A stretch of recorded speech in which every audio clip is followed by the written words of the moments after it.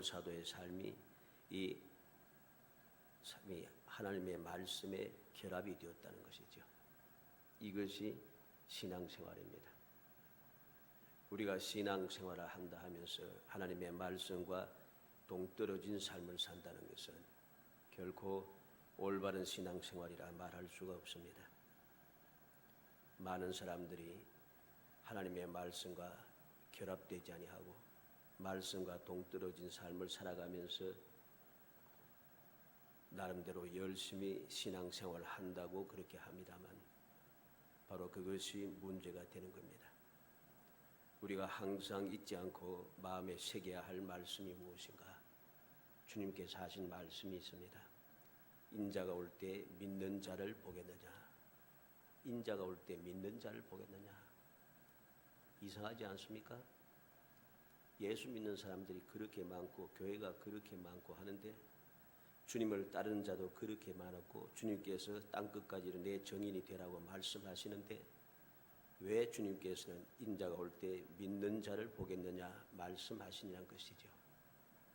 이것은 우리를 깊이 생각하게 하는 말씀입니다. 우리가 말씀에 결합된 삶을 살지 아니하면은 우리가 나름대로 믿음의 생활, 신앙생활을 한다고 아무리 주장해봐야 그것은 다 헛된 이야기입니다.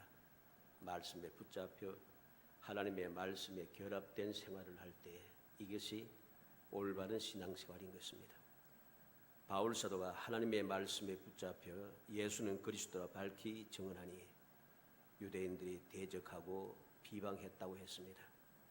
그래서 바울 사도는 먼지를 털면서 유대인의 회당을 떠나게 됩니다. 유대인의 회당을 떠나니까 하나님께서는 다른 길을 열어주었습니다. 오늘 7절 말씀에 보면은 뭐라고 말씀하고 있습니까? 7절을 읽어보겠습니다. 거기서 옮겨 하나님을 경외하는 디도 유스도라 하는 사람의 집에 들어가니 그 집은 회당 옆이라. 회당을 떠나니까 하나님께서 하나님을 경외하는 헬라인인 유스도의 집의 문을 열어주셨다는 것이죠. 유스도의 집을 열어주었습니다. 이 유스도의 집은 회당 바로 옆에 있다고 합니다.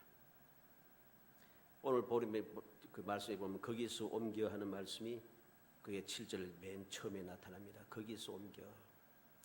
이 말 거기서 옮겼다 하는 말은 거처를 옮겼다는 말이 아닙니다. 가르치는 장소를 옮겼다는 그런 말씀입니다. 즉 유대인의 회당에서 유스도의 집으로 옮겼다는 것이죠. 옮겨서 복음을 전하기 시작했다는 것이죠. 우리는 바울 사도의 행하는 것을 보면서 주님의 말씀을 다시 생각하게 됩니다. 말씀을 찾아봅니다. 마태복음 10장 11절. 마태복음 10장 11절에서 15절 말씀까지. 마태복음 10장 11절에서 15절 읽어봅니다. 어떤 성이나 마을에 들어가든지 그 중에 합당한 자를 찾아내어 너희가 떠나기까지 거기서 머물라. 또 그 집에 들어가면서 평안하기를 빌라. 그 집이 이에 합당하면 너희에게 빈 평안이 거기에 임할 것이요 만일 합당하지 아니하면 그 평안이 너희에게 돌아올 것이니라. 누구든지 너희를 영접하지도 아니하고 너희 말을 듣지도 아니하거든 그 집이나 성에서 나가 너희 발에 번제를 떨어버리라. 내가 진실로 너희에게 이르노니 심판날에 소돔과 고모라 땅이 그 성보다 견디기 쉬우리라. 주님께서 하신 말씀대로 유대인의 회당에서 전할 때 유대인들이 대적하고 비방하니까 바울 사도는 먼지를 털고 다른 곳, 즉 헬라 사람 유스도의 집으로 옮겼다는 것이죠. 누가복음 10장 5절에서 7절 말씀도 봅니다. 누가복음 10장 5절에서 7절. 누가복음 10장 5절에서 7절 읽어봅니다. 어느 집에 들어가든지 먼저 말하되 이 집이 평안할지어다 하라. 만일 평안을 받을 사람이 거기 있으면 너희의 평안이 그에게 머물 것이요 그렇지 않으면 너희에게로 돌아오리라. 그 집에 유하며 주는 것을 먹고 마시라. 일꾼이 그 삭 받는 것이 마땅하니라. 이 집에서 저 집으로 옮기지 말라. 주님께서는 처음에 정한 곳에 들어가서 떠나기까지 그곳에서 머물며 복음을 전하합니다. 그러다가 만약에 평안을 비는 그 사람이 합당하지 않아서 영접하지 아니하면은 그 집을 떠나고 먼지를 들고 떠나라는 것이죠. 이렇게 주님께서 교훈하신 대로 바울 사도는 실천을 하고 있는 것입니다. 사도행전 19장 9절에 보면 에베소의 유대인 회당에서 떠난 후 두란노 서원이 바로 바울에게 열린 것을 보게 됩니다. 에베소에 있는 유다의 회당에서 유대인들이 방해하고 모든 것을 싫어하니까 이제 바울 사도는 유대인의 회당을 떠나서 두란노 서원으로 갑니다. 이방인들의 모임 장소이지요. 그 두란노 서원으로 가서 그리고 말씀을 많은 사람을 예수께로 인도하는 그러한 복음 전도 역사가 일어났던 것입니다. 그리고 그곳에서 이 말씀을 전하는 동안 그는 심히 두려워했다고 말하고 있습니다. 바울 사도가 두려워하거나 어려움이 있을 때마다 주님께서는 항상 찾아오셔서 말씀을 하십니다. 오늘 말씀 9절에도 보면 밤에 주께서 환상 가운데 바울에게 말씀하시되 두려워하지 말며 침묵하지 말고 말하라 하십니다. 사도행전 22장 18절에도 주께서 내게 말씀하시되 속히 예루살렘에서 나가라. 그들은 내가 내게 대하여 증언하는 말을 듣지 아니하리라. 다메섹에서 예수님을 만난 후에 복음을 전하다가 이제 그 다메섹을 떠나서 예루살렘으로 돌아왔을 때에 일어났던 일입니다. 사도행전 23장 11절에 보면 그날 밤에 주께서 바울 곁에 서서 이르시되 담대하라. 내가 예루살렘에서 나의 일을 증언한 것 같이 로마에서도 증언하여야 하리라 하시니라 했습니다.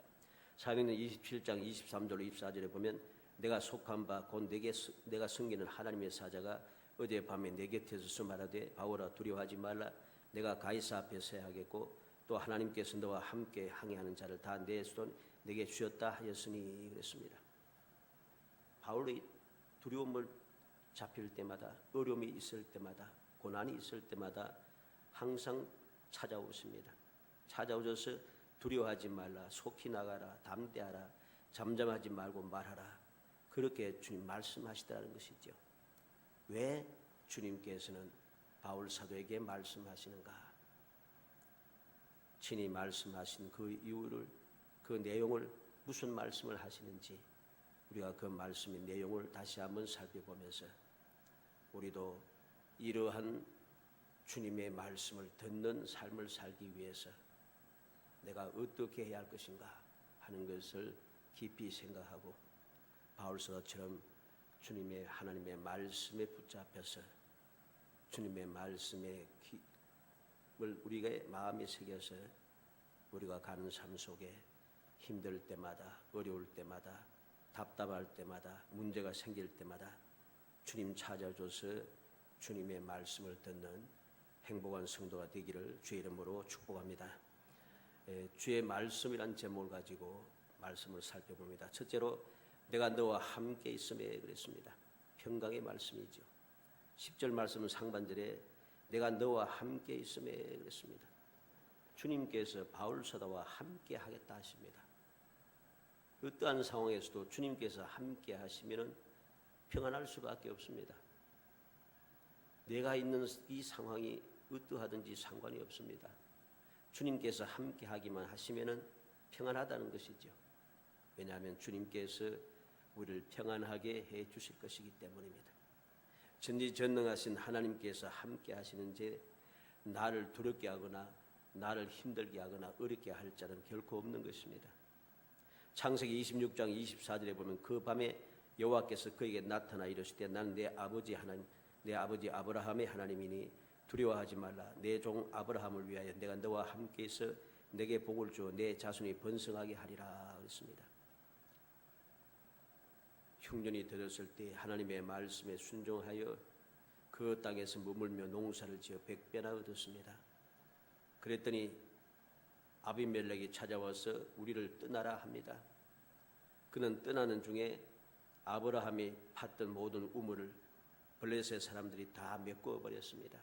그래서 우물이 필요해서 우물을 다시금 팝니다. 그 지역 사람들이 따라다니면서 빼앗습니다. 싸우지 않고 자꾸만 물려줍니다. 그러다가 그는 브엘세바로 올라가게 됩니다. 왜? 마음에 두려움이 있는 거예요. 하나님께서 함께 하셔서 흉년 때 100배의 기르시람도 없고 여러 가지 모든 일이 형통하게 잘 되어졌지만은 이상하게 자꾸만 따라오면서 나를 애먹인다는 것이죠.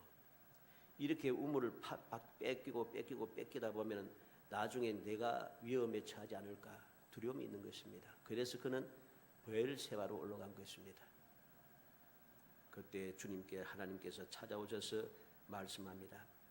내가 너와 함께해서 내게 복을 주어 내 자손이 번성하게 하리라. 내가 너와 함께해서 내게 복을 주겠다. 하나님 말씀하시는 거죠. 그래서 이삭은 이때부터 두려워하지 않습니다. 그는 담대합니다. 왜?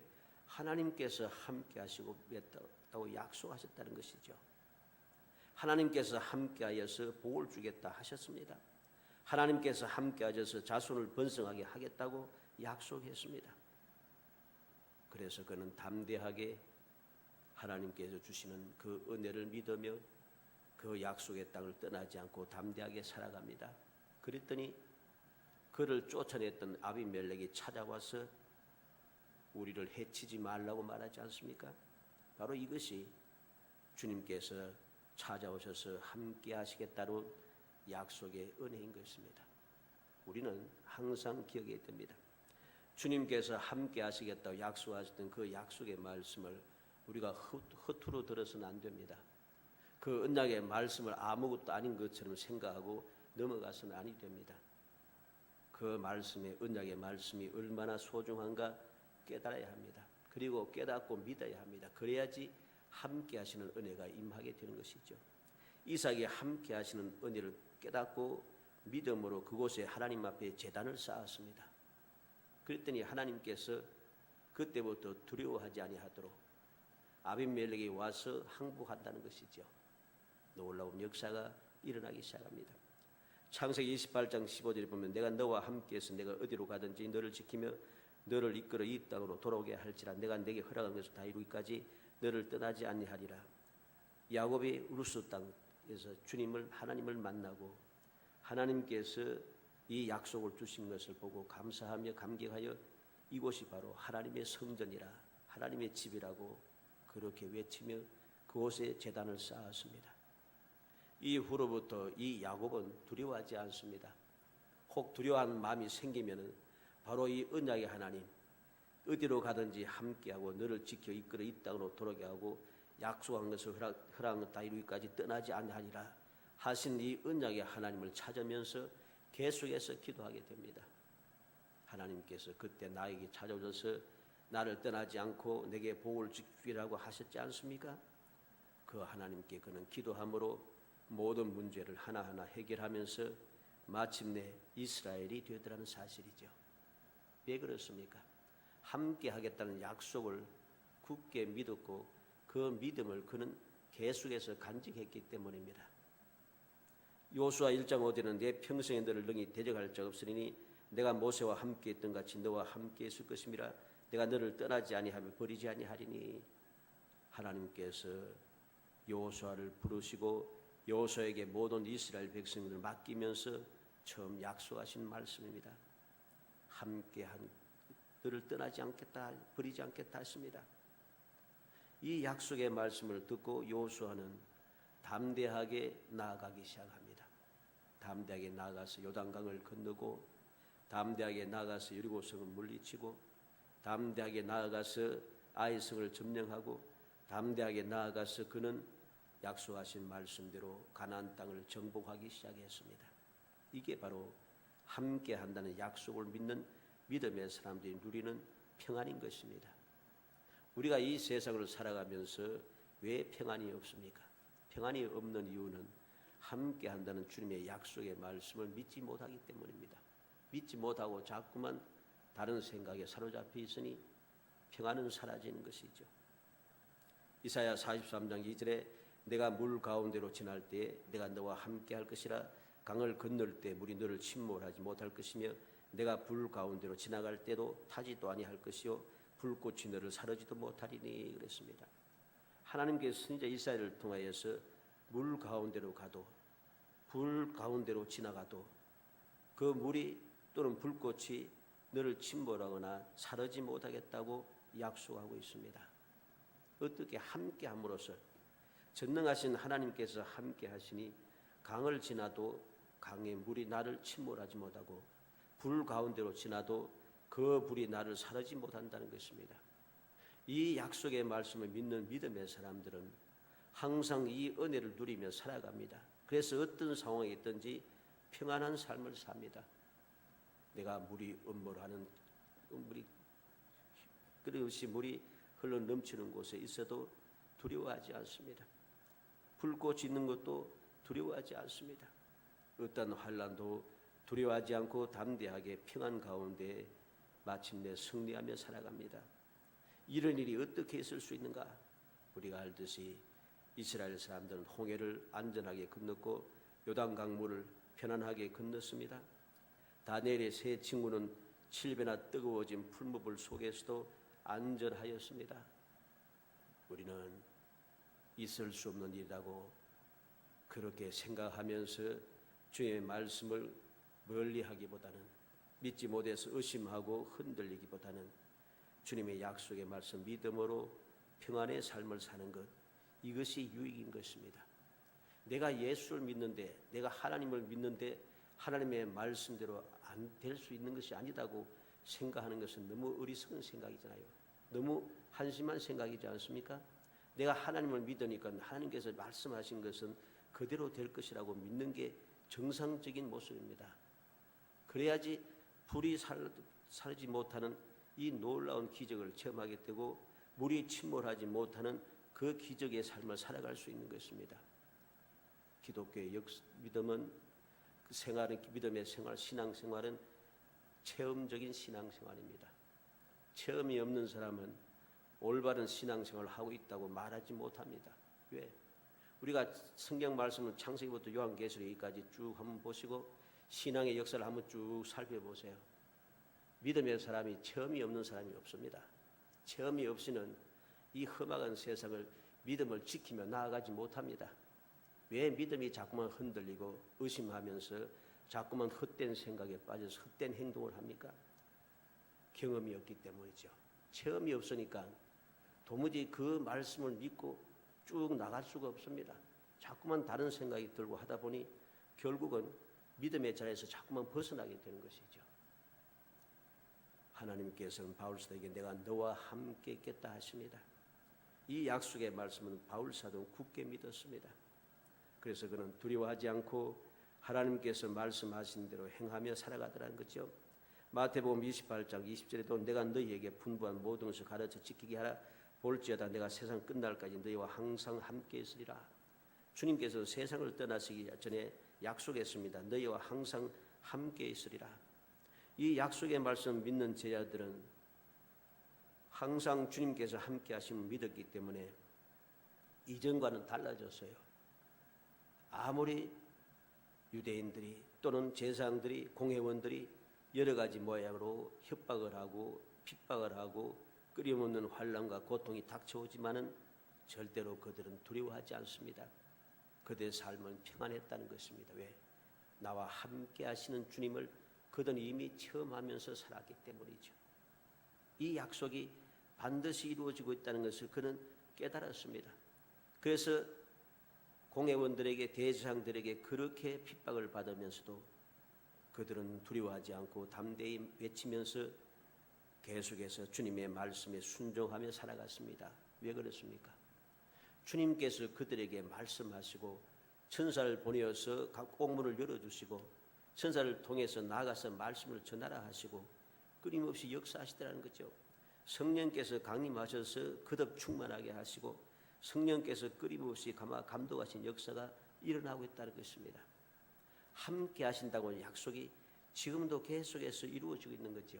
그래서 그들은 평안할 수 있었습니다. 두 번째로 어떤 사람도 너를 대적하여 해롭게 할 자가 없다 그럽니다. 10절 말씀 중간에 어떤 사람도 너를 대적하여 해롭게 할 자가 없을 것이니 그랬습니다. 보호를 약속한 거죠. 하나님께서 안전하게 보호해 주실 것을 약속한 것입니다. 주님께서 함께 하실 뿐만 아니라 대적할 자가 없도록 보호를 약속하시니 담대할 수밖에 없는 것이죠. 아무리 함께 있다 할지라도 나를 보호해 주지 않으면 함께 있는 것도 아무 소용없습니다. 함께 있다고 다 안전한 것은 아닙니다. 함께 해도 보호를 약속받고 보호를 받지 못하면 함께 하고도 망합니다. 이것이 오늘날의 현실 중에 하나인 것이죠. 시편 46편 1절에 하나님은 우리의 피난처시요 힘이시니 환난 중에 만날 큰 도움이시라 그랬습니다. 하나님 우리의 피난처고 힘이 되시더라. 그래서 환난 중에 만날 큰 도움이 되시다. 환난을 나를 당해도 하나님께서 나의 큰 도움이 되시기 때문에 결코 두려워할 일이 없다는 소리입니다. 그래서 다윗은 담대하게 세상을 이기며 살아갈 수 있다는 것이죠. 여러 가지 부족함도 있었지만 그래도 하나님의 보호하심 가운데 약속하신 대로 그는 안전하게 주님께서 맡기신 사명을 감당하며 늙어 죽을 때까지 존귀하고 부하다가 세상을 떠날 수 있게 되었다는 것입니다.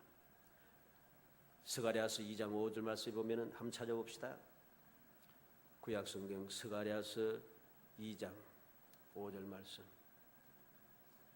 말라기 바로 앞쪽에 있습니다. 스가랴 다음에 말라기입니다. 스가랴 2장 5절 말씀 읽어봅니다. 여호와의 말씀에 내가 불로 둘러싼 성곽이 되며 그 가운데 영광이 되리라. 하나님께서 약속합니다. 내가 불로 둘러싼 성곽이 되겠다. 즉 불성곽이 되겠다. 성곽만 되는 것이 아니라 그 가운데서 영광이 되겠다 하십니다. 그래서 이 약속을 믿는 믿음의 사람들은 안전하고 존귀해지는 것이죠. 왜?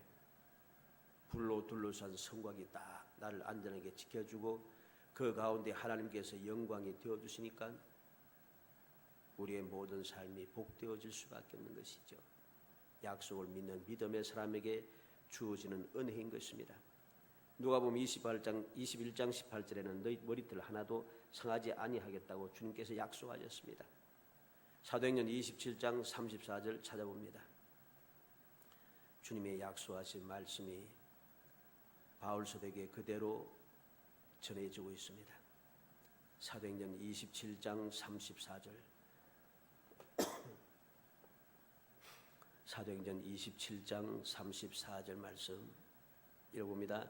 음식 먹기를 권하노니 이것이 너희의 구원을 위하는 것이요 너희 중 머리카락 하나도 잃을 자가 없으리라 하고. 모든 사람들이 구원의 여망이 사라져서 죽기만 기다리는 때에 바울스도가 담대하게 그들에게 음식을 먹으라고 권고하다는 것이죠. 음식을 먹으라고 권고하는 이유가 무엇입니까? 하나님께서 어젯밤에 내게 약속하셨다는 것입니다. 너희 중 하나 사람도 해함을 당하지 않고 안전할 것이라는 거지요. 목숨을 구원받게 될 것이라고 약속했다는 것입니다. 그 약속의 말씀을 믿고 의지함으로 바울 사도는 모든 사람들이 죽기만 기다린 그때에 음식을 먹으라고 이야기하고 음식을 먹을 수 있더라는 것입니다. 바울 사도의 모든 상황과 환경이 바뀐 것은 아닙니다. 똑같이 구원의 여망이 사라져 있습니다. 그럼에도 불구하고 바울 사도가 담대할 수 있었던 이유, 그는 평화롭게 말할 수 있었던 이유가 무엇입니까? 주님의 약속의 말씀이 있기 때문이죠. 약속의 말씀을 믿는 것이 너무나도 중요합니다. 약속의 말씀을 믿지 아니하고서는 우리가 올바른 신앙생활을 한다고 말할 수가 없는 것이죠. 마지막 세 번째로 10절 말씀 끝에 보면은 이는 이 성 중에 내 백성이 많음이라 그랬습니다. 주님께서 이 성 중에 내 백성이 많다고 말씀하십니다. 고린도에 대한 이런 말이 있습니다. 죄를 탐하는 데 있어서 너무 분주하고 뻔뻔스럽고 음란하며 너무나 악하기에 고린도화 된다는 말은 가장 더러운 부도덕에 자신을 내던지는 것이다. 그렇게 이야기합니다. 이 고린도 지역이 그렇게 좋지 못한 지역입니다. 좋은 땅이 아니에요. 바로 이러한 곳에도 이러한 곳에도 주님께서는 말씀하십니다. 여기에 내 백성이 많다. 여기에 내 백성이 많다. 죄악이 관영한 곳도 주님의 백성이 있다는 것이죠. 우리가 이러한 사실을 믿어야 할 것입니다. 주님의 약속의 말씀을 믿을 때에 우리는 주님 맡겨주신 사명을 감당할 수가 있습니다. 감당하지 못한 이유가 무엇입니까? 주님의 말씀을 믿지 못하고 말씀에 결합된 삶, 말씀에 붙잡힌 삶을 살지 않으니까 우리가 실행하지 못하는 것이죠. 열왕기상 19장 18절 한번 찾아봅시다. 하나님께서 엘리야에게 나 혼자밖에 안 남았다고 이야기하는 엘리야에게 하신 말씀을 우리는 잘 알고 있습니다. 열왕기상 19장 18절 말씀. 열왕기상 19장 18절 읽어봅니다. 그러나 내가 이스라엘 가운데 7,000명을 남기리니 다 바알에게 무릎을 꿇지 아니하고 다 바알에게 입맞추지 아니한 자니라. 엘리야는 이제 족하니 나를 죽이소서, 나 혼자밖에 안 남았는데, 근데 주님은 7,000명을 남겼다. 이 7,000명은 다 바알에게 무릎 꿇지 않고 바알에게 입맞추지 아니한 자라. 순수한 믿음의 사람이라는 것입니다. 내 생각과는 다릅니다. 내 마음과는 다릅니다. 내가 깨닫고 있는 것과는 전혀 다릅니다. 하나님께서는 알고 계시는 거죠. 이 성중에 내 백성이 많다고 주님께서 말씀하시고 바로 주님의 말씀을 믿고 담대하 함께 할 테니까 두려워하지 말고 담대하라고 그렇게 말합니다. 아무도 너를 해치지 못할 것이라고 약속합니다. 요나서 4장 10절 말씀을 봅시다. 요나가 혈기를 부릴 때에 하나님께서 하신 말씀을 기억해야 됩니다. 요나서 4장 10절 11절 말씀. 요나서 4장 10절 11절 읽어봅니다.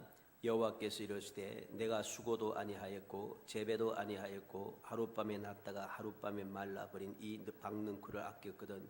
하물며 이 큰 성읍 니느웨에는 좌우를 분별하지 못하는 자가 12만여 명이요 가축도 많이 있나니 내가 어찌 아끼지 아니하겠느냐 하시니라. 요나는 하나님의 말씀을 거역하고 니느웨 땅에 가서 복음 전하는 것을 싫어했습니다. 다른 곳으로 도망가다가 그는 죽을 뻔했습니다. 그래서 물고기 뱃속에서 3일 동안 밤낮 없이 기도하고 부르짖으면서 회개하고 용서받고 다시 출발할 수 있는 기회를 얻었습니다. 그리고 나서 그는 마지못해서 복음을 전하기는 했지만은 마땅치 않았어요. 마땅치 않아서 어떻게 되는가 보자 하고서는 니느웨 성이 보이는 산 위에 올라가서 그곳에 머물면서 그 결과를 보려고 기다리고 있습니다.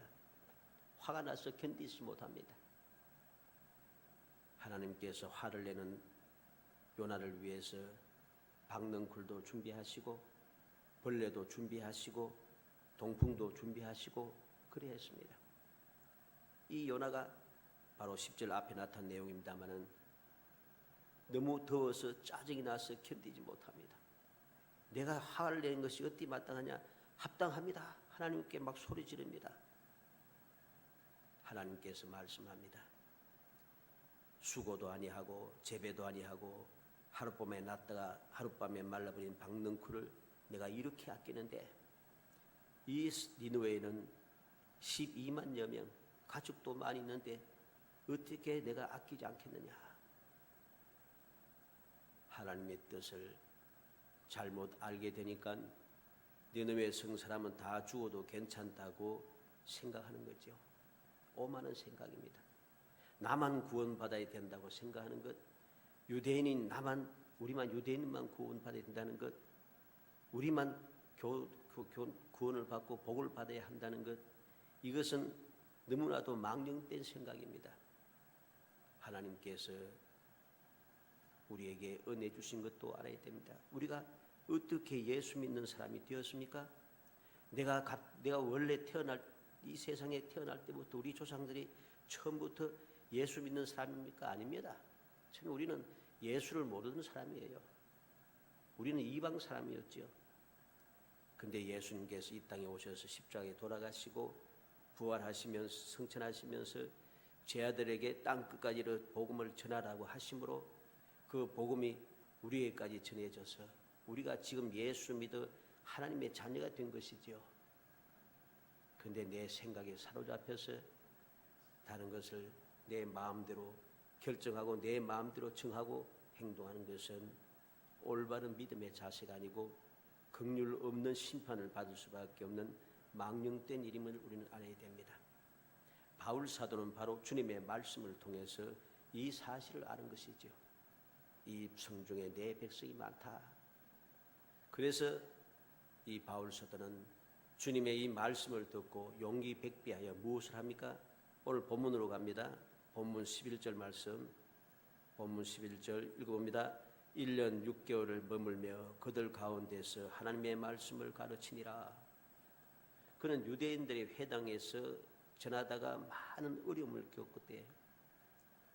주님의 말씀에 근거해서 그는 그들을 털고 나와서 하나님께서 열어주신 유스도의 집에 들어가서 1년 6개월 동안 안심하고 하나님의 말씀을 가르치고 있다는 것입니다. 그랬더니 하나님께서 아무런 문제 없이 거기서 복음을 전할 수 있는 기회를 주시고 또 많은 역사가 일어나게 하셨다는 것이죠. 사랑하는 성도 여러분, 우리는 함께 하심의 약속을 믿어야 합니다. 함께 하셔서 안전하게 보호하시겠다는 약속을 믿어야 합니다. 내가 왜 하나님께서 나와 함께 하시고 안전하게 지켜 보호하겠다고 말씀하시는지 이유를 알아야 됩니다. 내가 있는 이곳에 내가 해야 할 일이 있다는 것이죠. 내가 해야 할 일을 하지 않는 것은 우리의 직무를 유기하는 것입니다.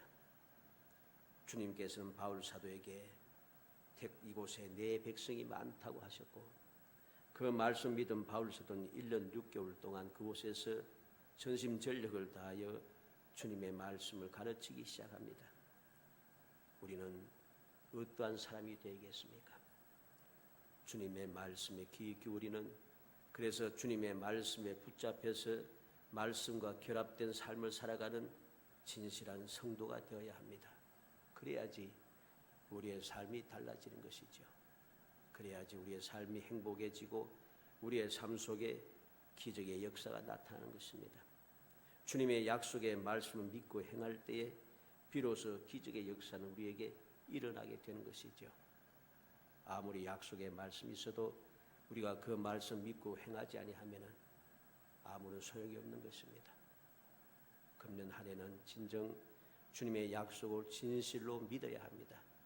진실로 믿고 그렇게 살아가야 합니다. 그래야지 약속된 복을 누리고 의심과 여러 가지 불신앙적인 모든 삶에서 벗어날 수가 있는 것이죠. 말씀을 외워봅시다.